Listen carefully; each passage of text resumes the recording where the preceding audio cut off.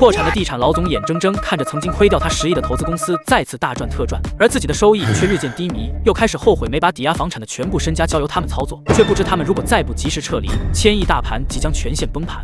看着许昌辉团队不断挣钱，王长兴再次怀疑自己是不是又做错了选择。倘若当初把500万交给许昌辉团队，现在已经赚回来好几百万了。爸，期货市场近期一定会有一次大的波动，你不要只盯着他们账面上的浮盈。如果许昌辉不及时撤，他们会吃个大亏的。你能看出来，人家许先生说不定也能看出来。再者说，期货市场主导力量在国外，老手都知道，任何一种曲线都可以用钱做出来，纯粹的技术判断不一定是准确的。这话王佳妮没有办法反驳，毕竟王长兴说的很对。爸，以我的判断，期货市场绝对不仅仅是只看曲线，而是按照叶先生说的那样，从曲线到各类渠道消息，再去揣摩大资金的心理。换作我是那些大资金的控制者，看到这些投资人抄底，一定会想方设法把他们洗走，不然同行太多的话，不利于自己后续的动作。可你看网络上许昌辉团队的盈利消息已经铺天盖地了，这位老牌投资人再次封神，精准的抄底动作更是被无数人膜拜。现在许昌辉所掌握的资金量恐怕都有惊人的上千亿之多了。要是我，王佳妮看着执迷不悟的老爸，只能摇着头回自己房间了。而王长兴直到晚上睡觉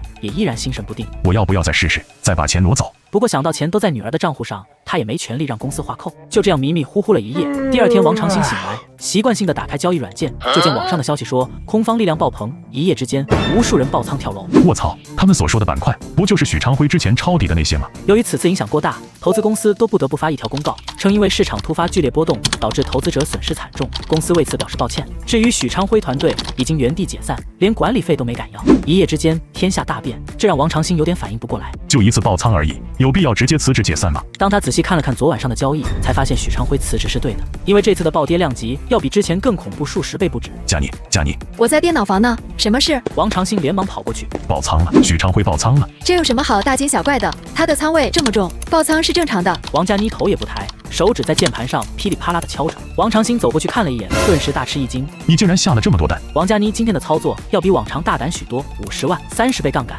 等于拿了1500万去做单。只要市场上出现3%的波动，就会被强制平仓。你之前的操作一直都是10万块，10倍杠杆，除非一天暴跌10%，否则就没有平仓的风险，可以及时撤出。可你现在怎么了？什么怎么了？你自己看看。王长兴指着电脑，你没看空方现在有多强吗？多方主力都被干倒了，现在随便下几个空单就会再跌好几个点。你这种时候下高杠杆的多单，不是在找死吗？昨天我就说了，如果我是大资金，一定会把这些抄底的资金洗出去。但洗出去要干嘛？再去搞那些小散户吗？完全没必要。抄底主力没了，他们就可以肆无忌惮的拉升，等待下一个接盘侠。所以我断定他们一定会拉升，只不过不会拉得太快，会营造出一副要反弹又没有多少力量的感觉，这样才没人敢跟着进场。王长兴看着他，满脸担忧。你知道如果判断错了会是什么下场吗？我们的本金可不够这样折腾的。王佳妮一脸自信，你之前都敢拿10个亿去赌，我这区500万又算得了什么？而且我的判断绝对不会出错。叶先生说过，实体投资投的是未来潜力，而金融市场投的则是心理。你揣摩对了大资金的心理，就等于坐上了一顶无数人抬你的轿子。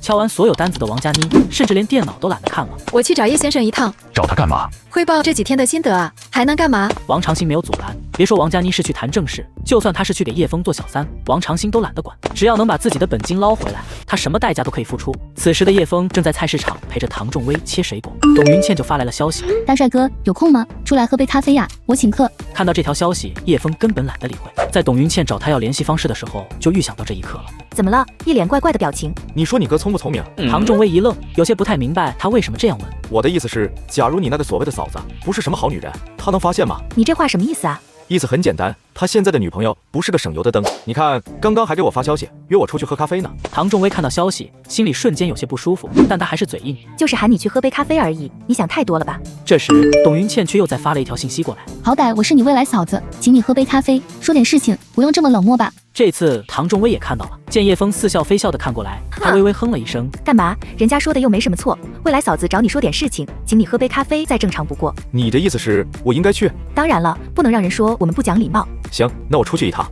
去吧，这里我自己就能搞定。唐仲威做出一副不在意的样子，叶枫淡笑一声就出了门，而唐仲威脸上的淡定终于维持不住了，想到董云倩发来的消息，心里就不舒服。唐仲威，你在想什么呢？那可是你未来的嫂子啊，总不能因为感觉人家怎么样，就真把人当成了坏蛋吧？你一定是多想了，不应该说是叶枫多想了，真觉得自己天下第一帅，谁见了他都要跪倒在他裤子下啊。离开菜市场后，叶枫开着车前往咖啡馆，王佳妮的电话也随之打了进来。叶先生，您现在在哪？方便见一面吗？我想和您说一说这几天的心得。我现在要去陈塘路的左右咖啡馆，你过来吧。20分钟后，叶枫一进咖啡馆，就看到董云倩在那招手。叶枫走了过去，嫂子找我有什么事吗？董云倩娇媚的白了他一眼。别嫂子不嫂子的，我跟唐明海的事八字还没一撇呢。你看我今天打扮的怎么样？挺好的。董云倩刻意的挺了挺胸，笑盈盈的问：和你老婆比呢？我觉得没有什么好比的。在他眼里，没有哪个女人能跟唐仲威相提并论。这里又没别人，我还特意挑了个最角落的位置，没人看得见我们。董云倩刻意强调着位置，叶枫扬了下眉毛。我不太明白你的意思，不是找我说事情吗？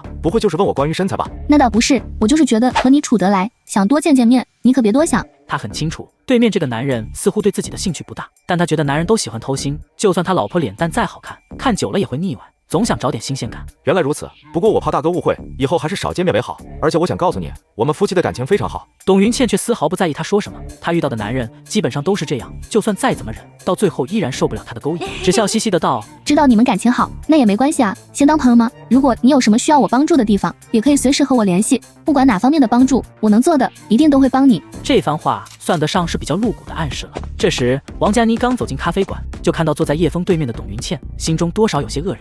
在他的印象里，叶枫是个非常爱老婆的男人，怎么会和一个妖艳女子坐在一起？看到王佳妮走过来，董云倩眉头微皱。你干嘛？叶枫笑了下，不好意思，这是我朋友，凑巧也找我有要紧的事情谈，就让他来这找我了。佳妮，这是我未来嫂子董云倩小姐。哦，你好，我是王佳妮，算是叶先生的徒弟。董云倩有些不解，徒弟学什么的？金融。董云倩有些狐疑的看着王佳妮，又看看叶枫，觉得这么漂亮的女人怎么会跟她学金融？不会学到床上去吧？但这种话也不好当面问。她想了下，便站起来。那你们谈吧，我要说的事已经说完了，就不打扰你们了。王佳妮看了眼董云倩离开的背影，然后过去坐在对面。她真是你嫂子？